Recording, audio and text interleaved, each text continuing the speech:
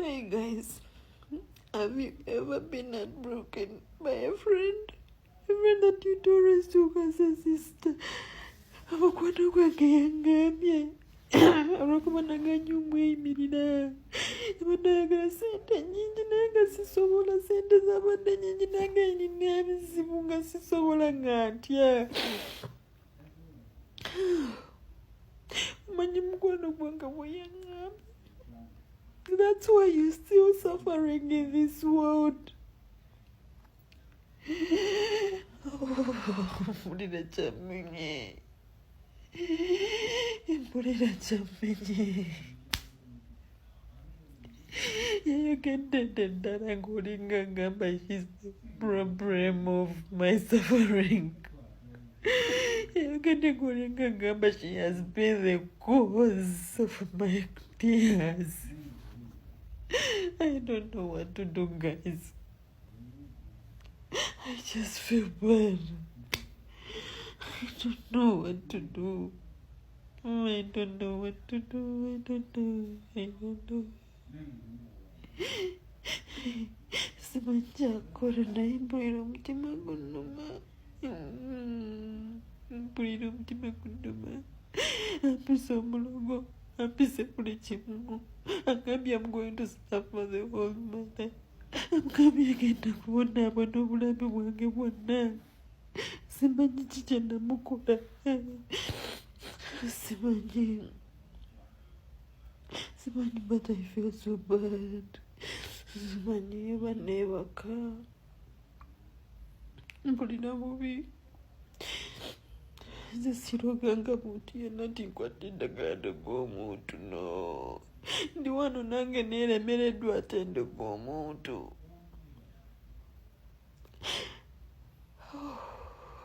Omanyi omuntu kwemera nakugamba nti that's why you're still suffering.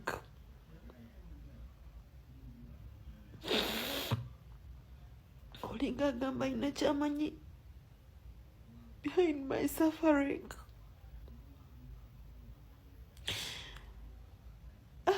Abaana misota.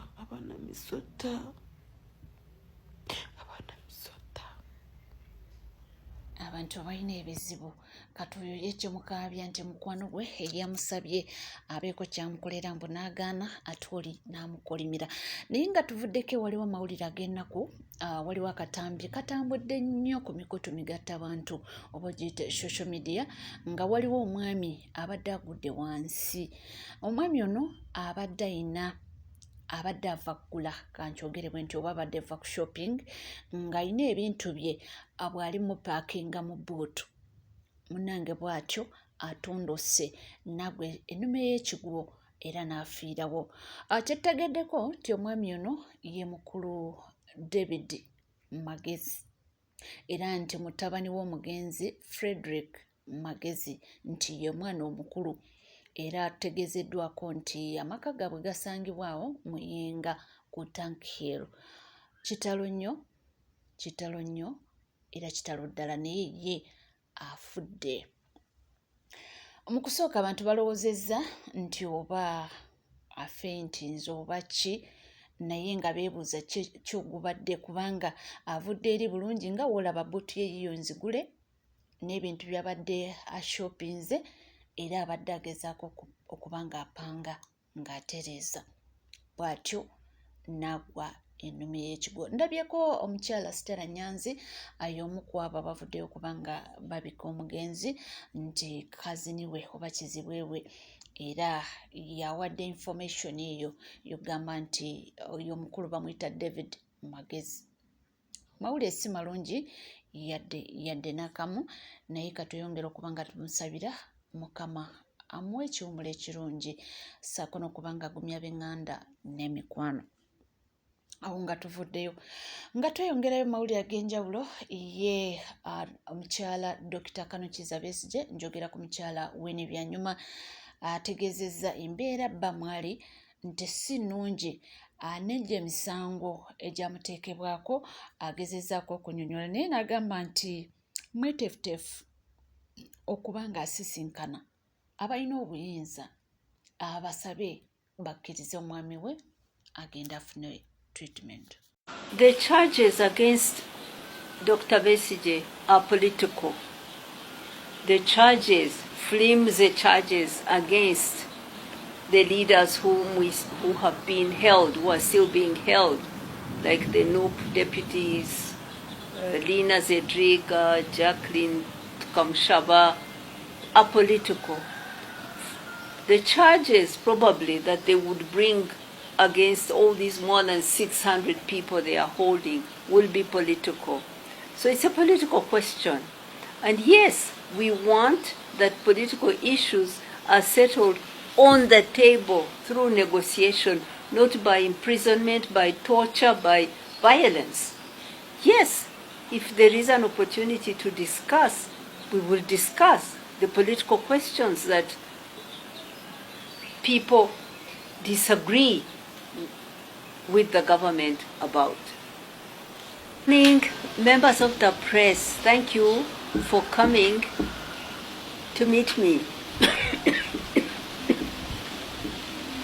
I called you today to let you know and to help me inform the people of Uganda, especially those here in Kampala, that on Monday, 23rd, at 2 p.m., we will gather at Lubaga Cathedral, and the Archbishop of Kampala Diocese, His Grace Paul Semogedere, will lead us in a Holy Mass to pray for Dr. Kizza Besigye and all prisoners and the sick in Uganda, to hold them up in prayer to God and hold up our country to God. This Holy Mass was requested by myself and my family as Christian people who follow the Roman Catholic faith, but it is for all Ugandans. It is intended to unite all of us in our different religions, Anglican, Muslim, Orthodox, or even those without religion. It is meant to unite us all before God. It is also meant to bring together all the families that are suffering today, who have people who are missing since this election, and for even years. There are some who've been missing for even up to 6-7 years. It is for those families whose family members are in prison, many times without charge, for many years, 15 years. I met one man in prison. It is for suffering families whose loved ones have been taken away. Yesterday, I asked the Secretary General of NUP, David Louis Bongoya, to give me a list of families, of names of people who are missing or in prison among their supporters. I was expecting to get maybe a list of 30 names, or if many, 50 names, so that I take them to this Mass and we pray for them, we read them. I got a list of more than 600 people. And he said to me that the list is longer, it keeps growing every day. There are people they don't know yet who are missing. So it is a crisis in our country. We are coming together to pray at a time of crisis. This is not normal. The thing is that the violence, the militarism, the misogyny, the hatred and abuse of women has been going on and continues to be normalized. We are coming to pray to say that this is not right, this is not normal, we want it to change. We want a peaceful country, a democratic country. You see, since we started these elections and Dr. Kizza Besigye decided to run, the first time he ran, 2001, after that election, he fled into exile He spent 5 years in exile. That was not normal. The next election, 2006, for that one, he spent half the campaigning time in prison, facing the same charges he's facing today, treason. Even rape was there. Half the time in the presidential election, the main candidate was in prison. That was not normal. The next election, the third one, 2011, he was assaulted. I had to take leave from my job in New York to come here to evacuate him to Nairobi to be treated after he was physically assaulted, almost made blind. That was not normal. Should I go on? The fourth election. He was held here after the election, prisoner in his own home, unable to step outside for months. We had to fight and fight and fight for him to be able to step out and be normal. That was not normal. Now see this young man, Robert Kyagulanyi. He comes out of an election and has to flee, hide. Finally, now we have heard him speaking from Geneva. He runs away. His wife, Barbara Itungo, is assaulted in her home. And the head of the army proudly displays a picture of her in a humiliating position, like sitting and crawling on her bare floor, her house ransacked, and a soldier over her head. She told a painful story of her humiliation, sexual assault, pulling off her clothes and leaving her exposed in front of tens of soldiers. She fell unconscious, had to be hospitalized. This is after an election. These are not elections. The whole world is condemning them now. The violence, the fraud, the intimidation and threats, the humiliation. So, these are not normal things. Our country is not in a good state. I chose to go to pray because that's how I was raised, to take problems to the Creator and to come together with others to find solutions. That's the purpose of this Mass. Ye mukyala Winnie Byanyuma ninga tuvuddeko nga tweyongereyo mawulire ag'enjawulo ensonga z'amatenziranze ono ye avuddeyo n'agamba nti abaneighbours bonna bakwatibwe ne defense akwatibwe bajje bannyonnyole ekituufu kiki ekyaliwo. Tetusobola kuyimirira ne bakuba omwana muntu n'akuba omwana okuva ssaawa emu ng'ogamba nti twamwegayirira ne tumugamba leka. Kyekyo kiba kitegeeza nti bonna banneighbour be boogera matenkanye nga bonna maybe baparticipatinga mu kubanga batta Martin. Kati era poliisi tubasaba nga bwe mwakutte ogusajja guno ogwatta omwana Martin ne banneighbour abaaliwo mu bakwate. Siteepu kati ebeddako kukwata buli neighbour eyaliwo nga bakuba omwana ono naye akwatibwe. Ekyo nakyo poliisi tukibasaba. Era tumanyi nti mugenda kutuyambako nakyo mukikole. Kati nga bwe mwakutte ekisajja kino ekyakuba omwana Martin ne banneighbour abaaliwo, those were around that day nga bakuba omwana nabo mubakwate. Defense w'ekyalo naye mumukwate. Oyo defense gwe nalabye ayogera. Police mutuyambe ne defense mumukwate. Abantu bategerere ddala nti ebyo ebintu by'okutta abaana b'abantu for nothing bigwerewo ddala. Mbadde mbasaba poliisi ya Uganda nsooka okubeebaza olw'okukwata guno ogusajja ogwatta omwana w'abandi Martin, ogwamukuba ne gumutta. Mwebale kugukwata, ogwabadde gwekwesa eggulu. So crime intelligence, poliisi ya Uganda, thank you so much okwata ogusajja guno. Kati nga bwe mwamaze okugukwata, tusaba n'aba neighbours abaaliwo nga bakuba omwana ono nabo mubakwate era tusaba ne defense w'ekyalo naye akwatibwe kati eyebere message eri buli muntu nti ebikolwa ebyokutwalira amateeka mu ngalo ebikolwa ebyokukola emisango ne mufuna n'ababawagira ku social media bikome. I was very shocked nti omusajja oyo nga maze okutta omwana wa munne yafunye n'abamuwagira ku social media. It means police mwino batafu kwa bino ebintu we mutabe tafu abantu bagenda kutta abaana b'abandi for nothing. Abaana bangi babasse ne tutamanya nosanga omuntu ng'akubye omwana n'amutta gyebiri eyo mu families nyensi netamanya. Abaana bangi bafiiridde ku masomero ne tutamanya ng'omusomesa yamukubye n'amutta. It's good this time round the whole country got to know.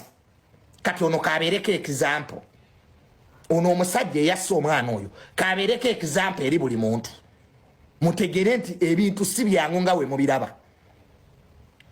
Kati mwabadde wano ku social media nga mutwasamira. Era nedda omuvubuka lwaki yamusanze mu nnyumba yeyeggulidde. Omuvubuka yamenya ennyumba n'ayingira. Did he break the door? Ototi omuntu gwe mwaggulira mmwe mwennyini nga muwala we yamuggulira. How do you kill a person atamenye luggi atali mubbi ngo abewaka bennyini be bamuggulira omutta otya?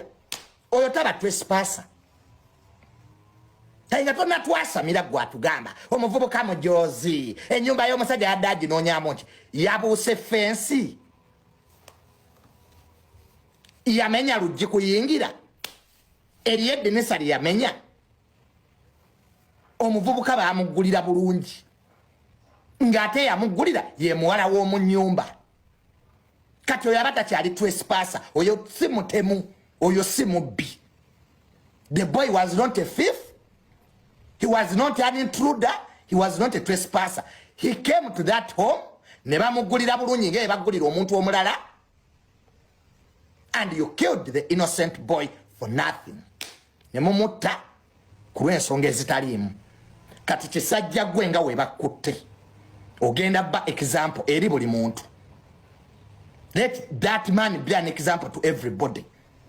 Lino eggwanga lirina amateeka agalifuga. There are rules here. There are laws. Abantu abamu ensi ebaleetedde okulooza nti mugenda kukola ebintu muveewo nabyo. This time a big no. Oyo propaganda gwe mutambuza ne mu victimizing abaana abalenzi. Ne mu victimizing abaana abalenzi. As if omwana omulenzi mu ggwanga lino talina rights ze. As if omwana omulenzi mu ggwanga lino ye talina musaayi ye si muntu. That olwo lwakomye. That game is done. That game is done. N'oyo omwana gwe basse alina maama we. Naye muntu is a human being. Who gave you the audacity in this country? Odde ku mwana w'omuntu omukube ng'akuba embwa. Ani akuwadde olukisa olwo? Who even ani eyakuwadde olukisa mu ggwanga lino erikulembebwa Pulezidenti Yoweri Kaguta Museveni mwogwatira omwana w'omuntu gw'otazaala n'omukuba n'omutta ng'omusibye n'emiguwa? To make matters worse, omwana yali alina mu kwesika ng'omwana afa. Ekyo ekisajja ne kigamba mbu yeekoza era ne kimwongera ne kimukuba. Police, CMI, ISO, omusajja oyo nga we mwamukutte abeera example eri abalala. Tusobola kubeera mu ggwanga nga abantu balina authority ey'okutta abantu. That's a red line. That's a red line. Toyina buyinza butta muntu n'omu whatsoever. Kwata omuntu mutwale ku police. Kwata omuntu mutwale ku police. Police ekubuulira ekiddako. Nakwata omwana wa munno omutte. Omala ofune n'ebisirusiru ebikuwagira ku social media. Bino ebivubuka ebyagwa eddalu ebigwagwa. Wali ozadde ku mwana gwe. Gwayasema wali ozadde ku mwana gwe. omanyi kye bayita okuza omwana n'atuuka ku myaka egyo kale bakikwate bakisibe gwe kisajja gwe neobadde oddoseewa era twandikunoonyeza ogenda kuba leesoni eri Nsike TV teweerabira kubanga subscribinga ringinga that notification bell sharinga likinga bingi nnyo bye tulina mu bujjo bye tugenda okuba nga tukuwa sigala naffe tova